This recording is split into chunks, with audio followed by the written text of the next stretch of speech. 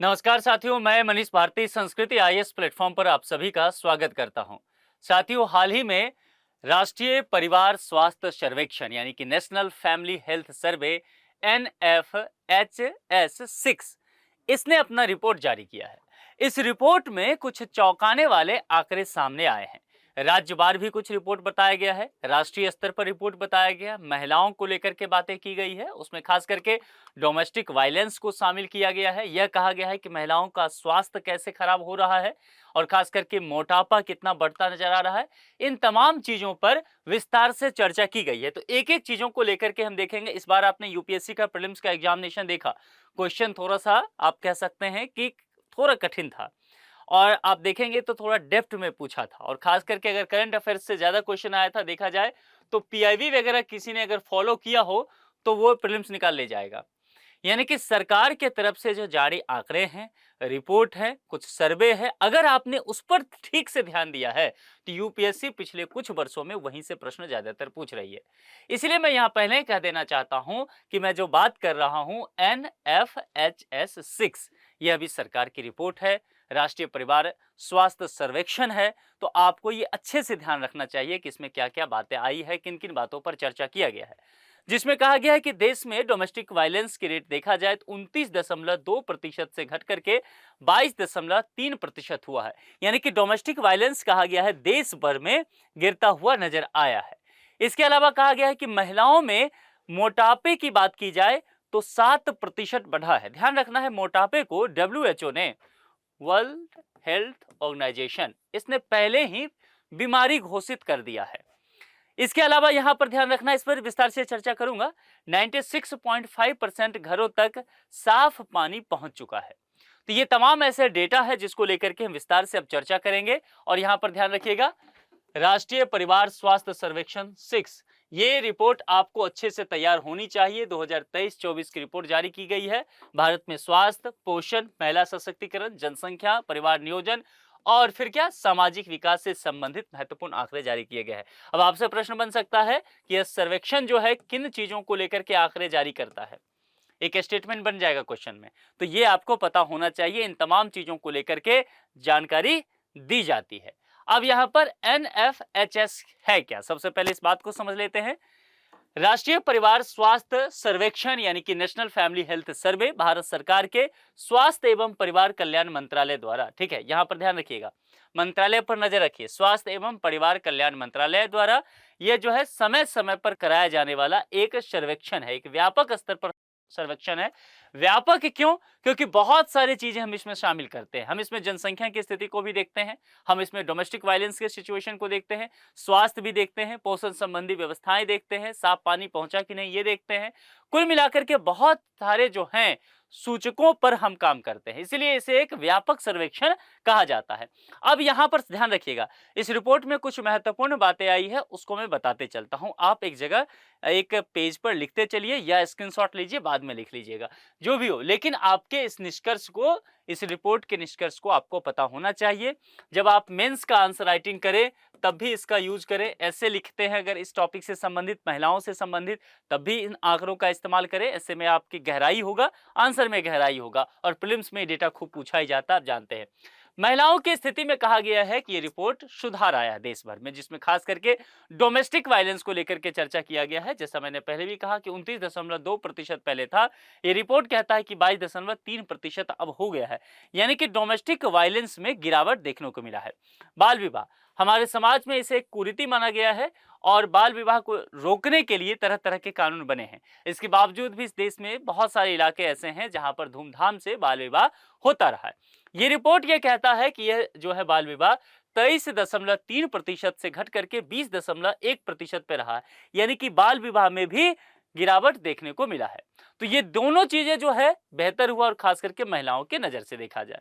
अब यहां पर आते हैं, कार्यरत महिलाओं यानी कि वर्किंग वुमेन की बात की जा रही है, इनका अनुपात बढ़ेगा तो अच्छा होगा। तो इसमें कहा गया है कि 25.4% से बढ़ करके ये 30.8% हो गया है। यानी कि इसमें भी बढ़ोतरी हुई है, तो ये भी विन विन कंडीशन है। अब यहां पर यह भी बात किया गया है कि क्या महिला इंटरनेट का उपयोग कर रही है। आप कहेंगे ये कौन सी बड़ी बात है, लेकिन ध्यान रखिएगा, जब हम साक्षरता की बात करते हैं तो उसमें महिला साक्षरता को लेते हैं ना, तो समय के साथ हम डिजिटल साक्षरता की बात करते हैं, तो उसमें भी तो हम देखेंगे कि डिजिटल साक्षरता में महिलाएं कितने डिजिटल साक्षर हैं, क्या उन तक इंटरनेट की पहुंच है कि नहीं। तो यहां पर देखा गया इसी सर्वे के दौरान कि इनका इंटरनेट का उपयोग कितना हुआ है, 2 टाइम्स, दुगुना होकर के कितना पहुंच गया है, 64.3% तक पहुंच गया है। तो यह भी अच्छा इस रिपोर्ट में बताया गया है। और 18.8% महिलाओं के पास मकान या भूमि का स्वामित्व है, जो पिछले सर्वेक्षण में कितना था, 14% के आसपास था। यानी कि इसमें भी बढ़ोतरी देखने को मिला है साथियों। यानी कि कुल मिलाकर के आपने जितने भी आंकड़े यहां पर देखे हैं, तो आपको इकट्ठे अगर पूछ दिया जाए, NFHS 6 के द्वारा जारी किए गए आंकड़ों में महिलाओं की स्थिति बेहतर दिखाई गई है। फिर और 2-3 चीजें, जनसंख्या वगैरह वगैरह, एक स्टेटमेंट महिलाओं को लेकर के होगा। तो ओवरऑल आप ये आंकड़ा याद रहेगा, तभी तो आप हाँ या ना कह पाएंगे कि महिलाओं की स्थिति बेहतर रही है या खराब रहा है। अक्सर क्या होता है कि हम महिलाओं की स्थिति पर जब ध्यान देते हैं तो हमें लगता है कि निश्चित तौर पर महिला जो है समाज में वंचित समुदाय पे आती है, तो स्थिति बढ़िया नहीं ही होगा, और हम फिर कहेंगे कि नहीं ऐसा नहीं है, हम गलत टिक लगाएंगे। और देखिए यहाँ पर स्थिति कहा गया है कि बेहतर है। तो ये आंकड़े याद रहेंगे आपको, तभी आप बता पाओगे। या बाल विवाह को लेकर के पूछा जा सकता है, वर्किंग वुमेन को लेकर के पूछा जा सकता है, कितने महिलाओं के पास स्वामित्व है भूमि का, मकान का, उनको लेकर के पूछा जा सकता है। डोमेस्टिक वायलेंस बहुत ज्यादा चर्चा में रह रहा है, अभी देखिए तुषार शर्मा वाला केस चल रहा है। तो इस तरह के केसेस के वजह से इस तरह के प्रश्न जो है हमेशा बनते रहते हैं। स्वास्थ्य और पोषण को लेकर के बात करेंगे, इसमें भी महिलाओं को लेकर के चला जाए। कहा गया महिलाओं में मोटापे की दर जो है लगभग 7% अंक बढ़ी है। तो अगर ये मोटापा बढ़ा है तो बताइए अच्छा होगा या बुरा होगा। तो निश्चित तौर पर ये बैड सिचुएशन हो गया हमारे लिए। पहले कहा WHO ने मोटापा को बीमारी घोषित किया है, तो मोटापा होना अच्छा नहीं है। इसके अलावा निजी अस्पतालों में सिजेरियन प्रसव की दर जो है वो 54.1% तक पहुंच गई है। देखिए यहां पर कहा गया है निजी अस्पताल में, 2 चीजें ध्यान रखना है। पहली बात कि यानी कि प्रसव के जो कार्य हो रहे हैं वो सरकारी अस्पताल में नहीं हो रहे हैं। ज्यादातर महिलाएं जिनके पास जो सक्षम है, पैसा है, प्राइवेट हॉस्पिटल तक पहुंच रही है। तो हमारी जो सरकारी स्वास्थ्य व्यवस्था है, इसके लिए ये बहुत अच्छा नहीं है। सरकार को अपनी स्वास्थ्य व्यवस्था बेहतर करने की आवश्यकता है, नहीं तो बहुत सारी महिलाएं जो होगी, अगर वहां सरकारी अस्पताल में स्वास्थ्य सुविधा अच्छा नहीं होगा, खास करके प्रसव को लेकर के व्यवस्था अच्छा नहीं होगा, तो जच्चा और बच्चा दोनों के जीवन के लिए खतरा हो सकता है ना। और अगर प्राइवेट हॉस्पिटल में जाते हैं तो वहां प्राइस बहुत देना पड़ता है, पैसे बहुत लगते हैं।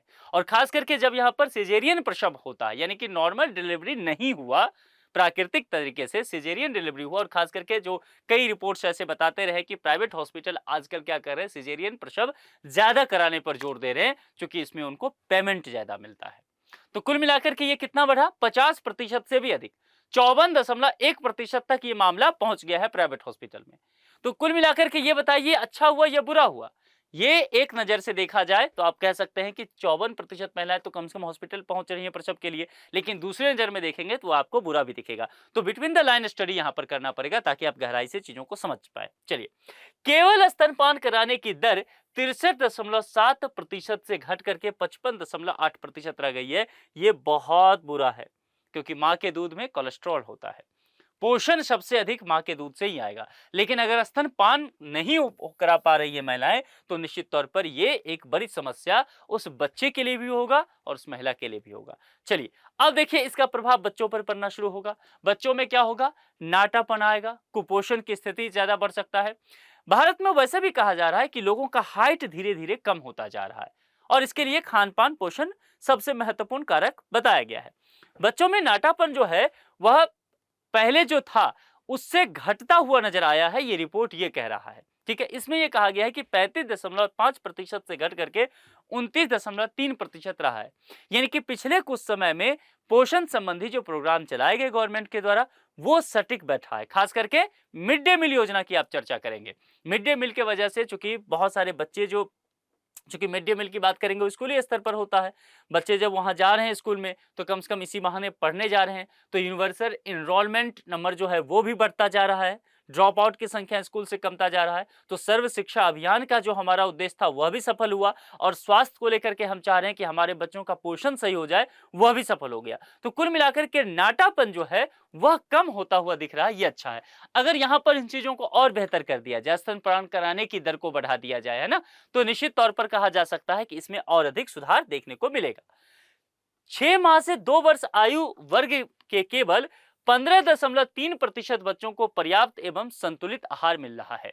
ध्यान रखना है, क्या कहा गया है, 6 माह से 2 वर्ष ये एज ग्रुप है, इसमें केवल इस एज ग्रुप के जितने भी बच्चे हैं उनमें से केवल 15.3% बच्चों को पर्याप्त और संतुलित आहार मिल रहा है। ये डिजास्टर लाइक सिचुएशन है हमारे देश के लिए। अगर आप ये कह रहे हैं कि तकरीबन 85% जो बच्चे हैं, और वो 6 माह से 2 वर्ष का एज ग्रुप बहुत जरूरी होता है बच्चों के सर्वांगीण विकास के लिए, मस्तिष्क के विकास के लिए, उसी पर उनका पूरा जीवन आधारित है, इम्यूनिटी सिस्टम को डेवलप होने के लिए। लेकिन वहां पर अगर बच्चों को सही पोषण और संतुलित आहार नहीं मिलेगा तो इसका प्रभाव उनको अपने पूरे जीवन में झेलना पड़ेगा। तो ये अगर सिचुएशन है तो ये रिपोर्ट यहां पर डरावने वाली बातें यहां पर कह रही है। बुनियादी सुविधाओं की अगर बात किया जाए तो कहा जा रहा है कि सरकार के बहुत सारे प्लान जो हुए हैं पिछले कुछ समय से, उसने बुनियादी सुविधा में आमूलचूल परिवर्तन किया है, जिसमें देखा जाए तो 98.3% घरों तक बिजली पहुंच चुकी है, 96.5% तक परिवारों तक देखा जाए तो स्वच्छ पेयजल उपलब्ध हो गया है। तो कुल मिलाकर के कहा जा रहा है कि आने वाले कुछ वर्षों में ये कंडीशन कम से कम आप 100% तक हम अचीव कर लेंगे, ये बढ़िया है। परिवार नियोजन ये बहुत जरूरी है। आधुनिक गर्भ निरोधक उपायों का उपयोग करने वाली महिलाओं का प्रतिशत जो है वह 56.4% से घट करके 52.7% रह गया है। यानी कि कुल मिलाकर के ये कहा जा सकता है कि गर्भ निरोधक उपाय का प्रयोग बढ़ना चाहिए, लेकिन यहां पर गिरने की कंडीशन आई है।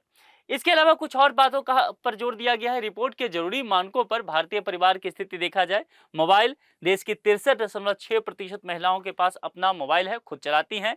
डायबिटीज को लेकर के चर्चा किया गया, 17.8% महिलाएं और 20.9% पुरुष हाई या वेरी हाई डायबिटीज से पीड़ित हैं। भारत को धीरे धीरे कहा जा रहा है कि डायबिटिक कैपिटल बनता जा रहा है इंडिया वर्ल्ड का, तो ये कंडीशन हमारे लिए बहुत खराब होने वाला है, इस पर भी ध्यान देने की आवश्यकता है। इसके अलावा हेल्थ बीमा को लेकर के स्वास्थ्य इंश्योरेंस होना चाहिए हमारे देशों में, उसमें कहा गया है कि लगभग 60.2% परिवारों के पास अपना कोई ना कोई स्वास्थ्य बीमा है।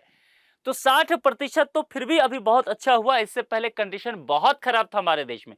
कोविड के बाद लोगों में हेल्थ इंश्योरेंस को लेकर के जागरूकता बढ़ी है, तो ये अच्छा है। लेकिन सच्चाई ये है कि जो विकसित देश है वहां के अगर देखा जाए तो मैं सेफ लेकर के कह रहा हूं मोर देन 95%, मैं फिर से कह रहा हूं ये सेफ में खेल रहा हूं, नहीं तो विकसित देश में अप्रोक्स 100% हेल्थ बीमा होता है, अप्रोक्स 100%। यूरोपीय देश, अमेरिका, कनाडा, सब ऑस्ट्रेलिया की स्थिति यही है। तो कुल मिलाकर के इस मामले में हम बहुत कम अभी भी हैं। और मोटापा एक नई तरह की बीमारी हम मोल ले रहे हैं, उसमें कहा गया है कि 30.7% महिलाएं और 27.3% पुरुष जो है ओवरवेट है। ओवरवेट कहने का तात्पर्य हुआ कि हाइट जो है व्यक्ति का उसके हिसाब से उनका वेट मैच नहीं कर रहा है, ठीक है, तो ओवरवेट की कंडीशन में आएंगे। और इसके लिए मुख्य बातें क्या है, आहार, भोजन, है ना, ये जो pizza, burger, fast food, Chinese, पता नहीं क्या क्या खाते रहते हैं, इन तमाम चीजों की वजह से हमारे स्वास्थ्य पर बुरा प्रभाव पड़ रहा है, मोटापा बढ़ता जा रहा है। अब जरा राज्यवार स्थिति देखें, राज्यों को लेकर के भी कुछ बातें की गई है, यहां पर ध्यान रखिएगा, इसको 5 स्टार लगाइए। अगर आप यूपीएससी के प्रश्नों को ठीक से देखते हैं, प्रीलिम्स के प्रश्नों को, और आप देखेंगे कि अगर इस तरह के प्रश्न बन रहे हैं तो उसमें स्टेटमेंट में आपको स्टेट को लेकर के, राज्य को लेकर के ज्यादा पूछा जाता है। बाल विवाह देखेंगे तो सबसे कम यहाँ पर केरल में केवल 2.9% हो रहा है, ये बेहतर कंडीशन में है। केरल का नाम अब आप केरलम लिखा कीजिए, चूंकि पुरानी रिपोर्ट है, केरल अभी भी बहुत जगह इस्तेमाल होता है लेकिन नाम चेंज हो गया है। सबसे अधिक कहाँ है, पश्चिम बंगाल में 36.4%, बिहार में 34.6%। तो बंगाल और बिहार की कंडीशन अभी भी बहुत खराब है बाल विवाह में, और इसकी मूल वजह क्या है, सामाजिक और आर्थिक, और आर्थिक मुख्य रूप से, और इसी से सामाजिक वजह निकल करके सामने आता है, ठीक है, तो ये ध्यान रहेगा। डोमेस्टिक वायलेंस सबसे कम कहां है, हिमाचल प्रदेश में 4.3%।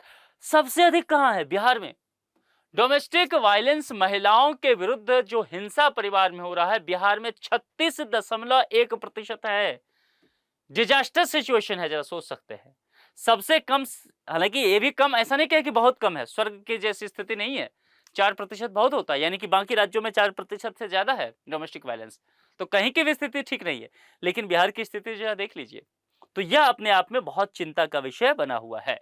महिलाओं के मोटापा में देखेंगे राज्यवार स्थिति, सर्वाधिक कहां है? आंध्र प्रदेश और सिक्किम 48%, और केरला में 46.7%। जबकि केरल की बात किया जाए, सिक्किम की लगातार बात करते हैं, आंध्रा को अगर छोड़ भी दे तो ये दोनों ऐसे राज्य हैं जहां पर यह कहा जाता है कि लोग अधिक शिक्षित हैं, स्वास्थ्य वगैरह पर अधिक ध्यान देते हैं। लेकिन महिलाओं के कंडीशन में मामला सीधा उल्टा है। न्यूनतम कहां पर है? मेघालय और झारखंड 13.8%, 16.9%। कम भी है तब भी ज्यादा है, यानी कि देश भर के महिलाओं का मोटापा का सिचुएशन देखेंगे तो उसमें बहुत बढ़ोतरी हो रहा है। इस पर कंट्रोल करने की तुरंत आवश्यकता है। अब अलग अलग राज्यों में महिलाओं की स्थिति देखा जाए, अगर राज्य के हिसाब से मध्य प्रदेश की स्थिति देखेंगे तो इंटरनेट का उपयोग करने वाली महिलाएं 2021 में 26.9% से बढ़कर के 62% तक पहुंची है 2021 की तुलना में। यानी कि कोविड के बाद अचानक से इंटरनेट का प्रयोग हमारे समाज में बढ़ा है और खास करके महिलाओं में बढ़ा है, तो पुरुषों में यह संभावना तो और बढ़ी है। महिलाओं के बैंक खातों का सक्रिय संचालन में 17.4% बढ़ोतरी हुआ है। अगर इंटरनेट आएगा तो मोबाइल बैंकिंग का सबके पास है, तो जाहिर सी बात देखिएगा यहां पर सक्रिय संचालन बढ़ेगा ही, पर बैंकिंग एक्टिव हो जाएगा। छत्तीसगढ़ की बात करेंगे, देश में सबसे ज्यादा 94.4% महिलाएं पारिवारिक फैसलों में सक्रिय भागीदार हैं। कहां पर? छत्तीसगढ़ में। और इसकी एक महत्वपूर्ण बात है, ध्यान रखिएगा, दरअसल हम लोग ऐसा मानते नहीं है, क्योंकि यहां पर ट्राइबल्स कम्युनिटी बहुत ज्यादा है, शेड्यूल्ड ट्राइब बहुत ज्यादा है। और ट्राइबल्स कम्युनिटी की अच्छी बात क्या है कि डेमोक्रेटिक फैमिली होता है। यह सुनने में बड़ा अजीब लगेगा, लेकिन सच्चाई यही है। तो ध्यान रखिएगा, छत्तीसगढ़ की एक विशेष वजह यह है और बहुत अच्छी कंडीशन है ये, ठीक है। सबसे ज्यादा 42.8% महिलाओं को उनके काम के बदले नगद वेतन भी छत्तीसगढ़ में मिलता हुआ नजर आ रहा है। राजस्थान की जरा चर्चा करते हैं। घरेलू स्तर पर महिलाओं के निर्णय लेने की भागीदारी में 2021 से 3% की गिरावट देखी गई है। कहां पर देखा गया है? राजस्थान की। राजस्थान में महिलाओं के नगद वेतन मिलने की दर में करीब 10% का सुधार हुआ है, यानी कि डिजिटल पेमेंट होने लगा है। गुजरात की बात करेंगे, घर के फैसलों में महिलाओं की हिस्सेदारी 93.5% हो गया है। बहुत बढ़िया कंडीशन है, गुजरात को इसके लिए पीठ थपथपाना चाहिए, मॉडल स्टेट के रूप में निकला है। खुद मोबाइल इस्तेमाल करने वाली महिलाएं जो हैं वो 58.8% रहा है। ये कुछ राज्यों की तुलना में अगर देखेंगे तो कम है, जैसे कि मध्य प्रदेश में कितना पहुंच गया था 2021 के बाद 62% एमपी में है। तो गुजरात से तो और उम्मीद की जा रही थी ना कि भाई साहब आप तो 90+ होइए, लेकिन ऐसा नहीं है। वजह क्या होगा? सामाजिक, है ना, ये ध्यान रखिएगा। सामाजिक वजह कि महिलाओं को मोबाइल यूज नहीं करना चाहिए, इस तरह के परिवार, समाज, पंचायत में इस तरह की व्यवस्था हो रही है, तो वहां पर आंकड़ा गिरेगा। वैश्विक परिदृश्य को लेकर के अगर चर्चा किया जाए, हमने राष्ट्रीय स्तर देख लिया, विभिन्न राज्यों की सिचुएशन से तुलना कर लिया, अब जरा इंटरनेशनल लेवल पर चलते हैं। WHO रिपोर्ट के कुछ तथ्य देखते हैं। भारत में लगभग 30% महिलाओं ने जीवन में कभी न कभी अंतरंग साथी द्वारा हिंसा का सामना किया है, यानी कि डोमेस्टिक वायलेंस उनके साथ हुआ है। ये 30% महिलाओं के साथ बताया जा रहा है WHO में। विश्व स्तर पर लगभग 84 करोड़ महिलाएं किसी न किसी रूप में पार्टनर द्वारा यौन हिंसा का भी शिकार हुई हैं। भारत में 15 वर्ष से अधिक आयु की लगभग 4% महिलाओं ने गैर पार्टनर द्वारा यौन हिंसा का अनुभव किया है। 15 वर्ष से अधिक आयु की लगभग कितना? 4% महिलाएं ये कह रही हैं उनके पार्टनर ना हो तब भी। सकारात्मक पहलू क्या इस रिपोर्ट से निकल के आएगा कि घरेलू हिंसा और बाल विवाह में कमी देखी जा रही है, कुछ राज्यों को छोड़ दीजिए तो। महिला श्रम भागीदार में वृद्धि हुआ, ये बहुत अच्छी बात है। महिला डिजिटल सशक्तिकरण में उल्लेखनीय सुधार हुआ है, खास करके 2021 के बाद, ये बहुत अच्छी बात है। भूमि एवं संपत्ति पर महिलाओं के स्वामित्व में वृद्धि हुआ है, ये बहुत अच्छी बात है। इसके अलावा बच्चों में नाटापन जो है वो कम हुआ है, भले ही मामूली अंतर से, लेकिन हुआ तो है। और बिजली और स्वच्छ जल जैसी बुनियादी सुविधा जो है वो लगभग आप कह सकते हैं कि मोर देन 95 के आसपास जो है बेहतर स्थिति हुआ है, इसमें व्यापक सुधार देखने को मिला है। प्रमुख चुनौतियां क्या होगी समझिए। महिलाओं में बढ़ता मोटापा, ये सबसे बड़ी चुनौती है। स्तनपान की घटती दर, मैंने कहा अभी कि बच्चों को स्तनपान नहीं कराया जा रहा है, इनसे उनका विकास रुक जाएगा। अत्यधिक सिजेरियन प्रसव, खास करके प्राइवेट हॉस्पिटल के द्वारा 50% से अधिक मामला चला गया। बच्चों में संतुलित पोषण की कमी, आधुनिक परिवार नियोजन साधनों के उपयोग में कमी। ये बड़ी दिलचस्प है और बड़ी खतरनाक तरह की रिपोर्ट में बातें दी गई है कि आधुनिक परिवार नियोजन के जो साधन है, आज के युवा जो है उसका इस्तेमाल नहीं कर रहे हैं। तो ये अपने आप में चिंताजनक स्थिति इस देश के लिए है। बिहार और पश्चिम बंगाल की बात हमने किया और हमने कहा कि बिहार और पश्चिम बंगाल जैसे राज्य में बाल विवाह और घरेलू हिंसा की दर उच्च है। यहाँ पर स्थिति को सही करना पड़ेगा, कानून व्यवस्था को सही करना पड़ेगा, महिलाओं को अधिक सशक्त करना पड़ेगा, बच्चों को खूब ढंग से पढ़ाना पड़ेगा ताकि वो अपने लिए डिसीजन ले सकें। कुल मिलाकर के निष्कर्षता आप कह सकते हैं कि ये जो NFHS 6 भारत के सामाजिक और स्वास्थ्य विकास की मिश्रित तस्वीर पेश करता है। एक तरफ जहां घरेलू हिंसा, बाल विवाह, बाल कुपोषण जैसे चीजों पर कहा गया है कि कुछ राज्यों को छोड़ दीजिए तो उल्लेखनीय सुधार हुआ है, वहीं पर यह भी कहा गया है कि महिलाओं की आर्थिक भागीदारी बढ़ रही है, डिजिटल पहुंच बढ़ा है, संपत्ति स्वामित्व जो है उनको कहीं न कहीं फायदा दिया गया है। वहीं दूसरी तरफ बीमारियों की लेकर के बात करेंगे, मोटापा, महिलाओं में स्तनपान की घटती दर, परिवार नियोजन के जो आधुनिक साधन है उसका उपयोग कम करना, बच्चों को संतुलित पोषण नहीं मिल पाना, ये एक तरह से हमारे लिए चिंता का विषय है।